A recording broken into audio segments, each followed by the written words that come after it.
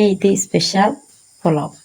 আর এই পোলাও অনেকে মানে খাইতে চায় না তেল বা অন্য উপকরণ দিয়ে মশলা মশলা দিয়ে খাইতে চায় না, আর স্বাভাবিক ভাতের মতো খাইতে চায়। তা আমি আজকে ভাতের মতো রান্না করে দেখাবো সবাইকে। ঈদে তো মেহমান সবার বাড়িতে টুকটাক ঈদের পরে আসে, ঈদে অবশ্যই আসে না, ঈদের পরে আসে। এই মেহমানের জন্য আপনারা জটফট আর একদম ভেজাল ছাড়া তেল মুক্ত একদম পোলাও কিভাবে রান্না করবেন ওই রেসিপিটা দেখাবো। আসসালামু আলাইকুম, হাই এভরিওয়ান, সবাই ভালো আছেন? ঈদ মোবারক আবারও জানাইতেছি। আমি জানি ছোটবেলা থেকে জানি যে 7 দিন ঈদ থাকে, তো এখনো পর্যন্ত 7 দিন হয় নাই। 7 দিন পর্যন্ত ঈদ মোবারক জানাই যাবো। আমি অনেক অসুস্থ ছিলাম, এখনো আছি অনেক অসুস্থ, মন মানসিক সব দিক থেকে অসুস্থ ছিলাম।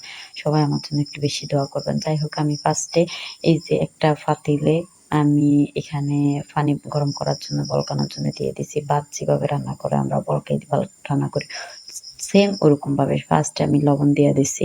আর পরিমাণ মতো এটা টেস্ট অনুযায়ী লবণ দেবেন, একটা অনুযায়ী আমি 2 চামচ দিছি। আর এখানে তেজপাতা 2টা দিয়ে দিবেন। আপনাদের দারচিনি আর এলাচি এটা গোটা থাকলে এটাও দিতে পারেন, সমস্যা নাই। না দিলেও কোনো সমস্যা নাই, আমি দিই নাই।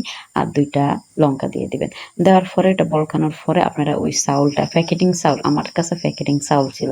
আমি দেখছি যে এই দিকের মানুষের প্যাকেটিং চাউলটাই মানে ধোয় না, ধুইলে বলে ওটার ঘ্রাণটা চলে যায় আর কি। আমি সবসময় ধুই ব্যবহার করি, কিন্তু আজকে আমি সবার মতো ধুই নাই, মুছি ব্যবহার করছি। সবাই মুছে ব্যবহার করে, মানে একটু মুছে নেয়, তো ঘ্রাণটা ভালো থাকে। তা ঠিক আছে, ঘ্রাণটা আমি যেভাবে ধুই রান্না করতাম ওইভাবে ঘ্রাণটা ওরকমই হয়, বাট একটু বেশি থাকে আর কি, ধুইলে ঘ্রাণটা একটু কম চলে যায়। তারপর আমি এরকম করতাম, তাই সবার মতো আমিও আজকে এরকম টাইপের চেষ্টা করছি। যখন ভাতটা মানে পানিটা বলকানো শুরু করছে তখন আমি চাউলটা দিয়ে দিছি। চাউলটা দেওয়ানোর পরে একটু নেড়ে চেড়ে দিয়ে আমি চাউলটা সেঁকে নেব।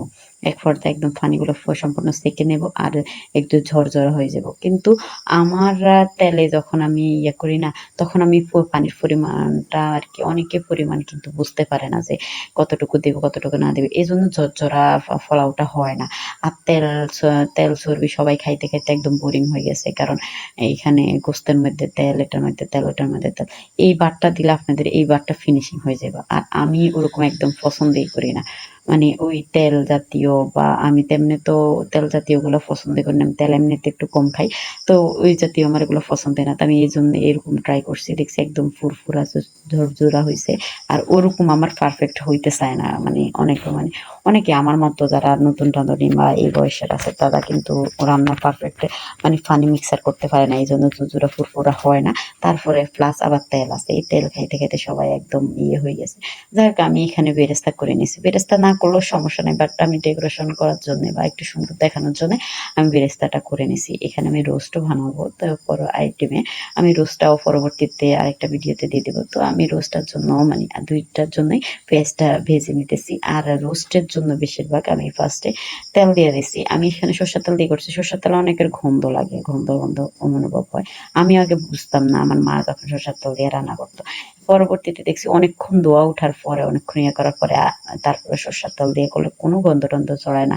বরঞ্চ সরষের তেল দিয়ে খাইলে মানুষের অনেকটা উপকার হয়, অনেক কিছুর হাড়ের সমস্যা মানে হাড়ের এতটা ক্ষতি হয় না। তারপরে তেল জাতীয় যখন আপনাদের এখানে আপনাদের ইয়েতে ক্ষতি হবে, আপনারা অনেকের অ্যাসিডিটি আছে বা গ্যাস্ট্রিকের সমস্যা আছে, তারা এই ওই তেলটা খাইলে অনেকের উপকারী, মানে ওই তেল থেকে সরষের তেলটাই উপকারী।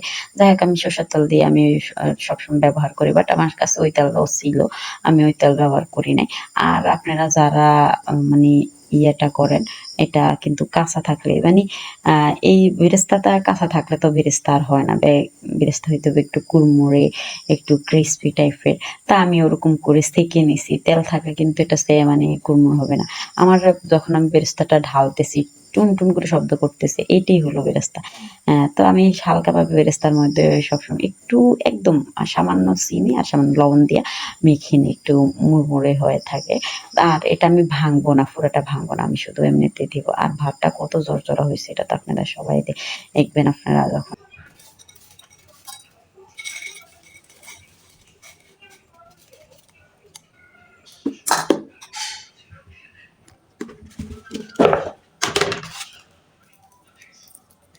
বাটটা দেখবেন।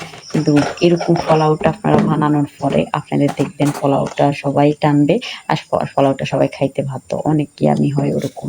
আর ওই আমরা যখন তেল দিয়ে করি ওইটা কিন্তু ভালো হয় না। কারণ এটা অনেকের পারফেক্ট ভাবে পানি পরিমাণ হয় না, অনেকের তেলেই সমস্যা হয় না। আমার তেল চর্বি জাতীয় জিনিস এমনিতেই খাইতে কম পছন্দ। তারপরে এগুলা তো এই দেখতেছেন আমার কতটা ভাত ফুরফুরা হয়েছে। আর আমি এই ভাত আমি ওই পোলাও খাই না, বেশি আমার পছন্দ না। এই পোলাও আমি অনেক খাইতে পারি আলহামদুলিল্লাহ। আর আমার পোলাও করা হয়েছে মেহমানের জন্য, তো স্পেশাল সবাই মেহমানের জন্য বানায়।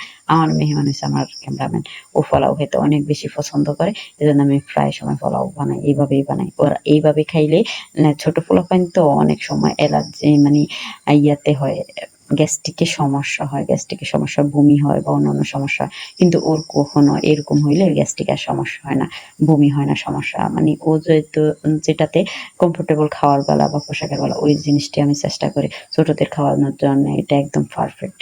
আচ্ছা যাই হোক, সবাই ভালো থাকবেন, সুস্থ থাকবেন, দোয়া করবেন আর দোয়া নেবেন। আল্লাহ হাফিজ। আর শেষে পরিবেশন করার জন্য বেরেস্তা উপর দিয়ে সাজানোর জন্য দিয়ে দেবেন।